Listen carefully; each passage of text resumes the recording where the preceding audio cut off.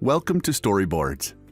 In this video, I will show you how to publish your storyboard to web. For the storyboard that you want to make available over the internet, point to More Actions, Publish to Web, Generate URL. First, you can choose whether to publish all the pages or only a specific page. Let's select All Pages. Give it a name and click Generate URL. The web address has been generated. You can copy it and share with others. Let's paste it into another browser window. By using this link, anyone on the internet can access this storyboard in view mode. Remember that any changes to this storyboard will be visible in the published version. You also have an option to copy the HTML code with certain dimensions.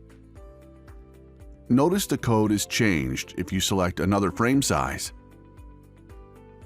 Now you can copy the code to the clipboard and paste it in a blog or website.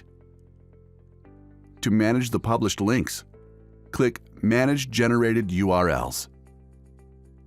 All the generated links for the storyboard are listed here. You can view the URL name, the page selected for publishing, the date when the link was created, and the name of the user who generated it. For the URL that you want to manage, point to More Actions and then select one of the following options.